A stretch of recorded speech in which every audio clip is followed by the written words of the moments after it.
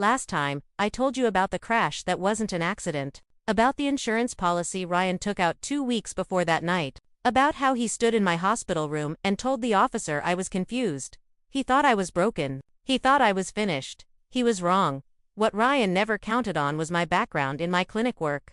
I've spent years learning forensic documentation. I understand injury patterns. I understand impact timing and what a body looks like when a crash is sudden versus when it's been set up. I understand how to read a report and what the numbers actually mean.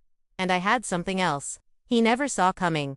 Months before the crash, when I first started feeling that quiet wrongness in our house, I had copied our financial records. Every statement, every transfer, every policy document I could find. I backed them up on a drive I kept at my clinic, not at home. After the crash, I submitted a formal request for the full police report and the traffic camera footage. I compared that footage to the car's onboard data. The steering input was clear and deliberate. There was no emergency braking registered, not even a partial attempt.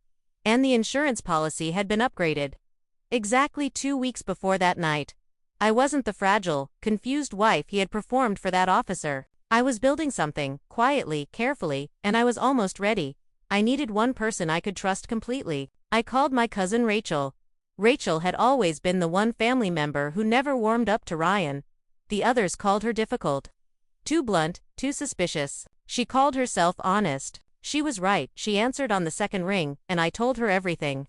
"You're not crazy," she said, before I even finished. "And you're not imagining this. I never trusted him. Not once." Rachel works as a paralegal. She understood documentation. She understood how to organize evidence in a way that would actually matter. We met at her apartment on a Thursday evening, and she helped me sort everything into a clear, logical timeline. She also connected me with a trusted attorney through her firm. The attorney was direct. "If this was intentional," he said, "we need airtight proof. No gaps.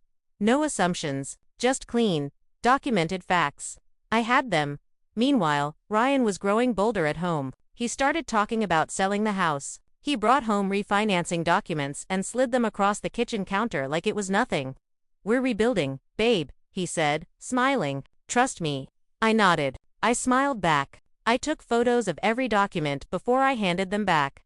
Then he announced a family dinner at our house. "A small celebration," he said. "Moving forward, new chapter." I knew exactly what that dinner would be. The living room smelled like candles Ryan had lit himself. Something warm and vanilla, the kind of scent meant to make a space feel safe. His family filled the chairs around our table. His mother, his brother, his sister, a cousin or two. Ryan stood at the head of the table with a glass raised. "2 second chances," he said, smiling at me across the room. "And to my strong wife." I stood up. The room went quiet. I felt every eye shift toward me. "You're right," I said. And my voice was calm. Completely calm. "Let's talk about that second chance." Rachel opened her laptop. I connected it to the television in 3 clicks. The traffic footage filled the screen. The room watched the car approach the intersection on a clear, dry night. They watched the wheel jerk. They watched the vehicle strike the barrier with no brake lights, not even for a second. Someone in the room made a sound. I didn't look to see who. I laid the printed insurance documents on the table. One by one, with the upgrade date circled in red. "Why did you increase my policy 2 weeks before the crash?" I asked. Ryan's jaw tightened. "This is insane." "No brakes," I said. "No rain. And you told the nurse I was unstable while I was lying in a hospital bed." Rachel stepped forward and placed a formal document beside Ryan's glass. "The attorney's notice. Legal separation. Investigation filing." "I've already submitted the evidence to the police for review," I said. The room was absolutely silent. Then Ryan's mother set down her fork very slowly and whispered, "Ryan, what did you do?" His confidence didn't crack. It collapsed. All at once. Every bit of the performance he had maintained for months just fell away in front of the people he had spent years performing for. I moved into a small apartment the following week. It was quiet there. Quiet in a way that felt like breathing room instead of emptiness.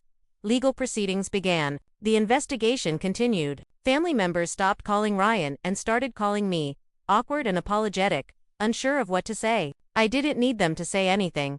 I went back to work, back to my clinic, back to my patients, back to the steady rhythm of a life I had built with my own hands. I felt clearer than I had in years. I used to think that staying was strength, That enduring things proved something about your character. What I know now is that survival is its own kind of strength, the kind nobody sees while it's happening. He thought I'd stay quiet. He thought fear would keep me loyal. He had watched me hold everything together for 6 years and decided that meant I would hold his secrets to dot. He was wrong. Sometimes the accident isn't the crash. Sometimes the real accident is realizing, too late, who you actually married.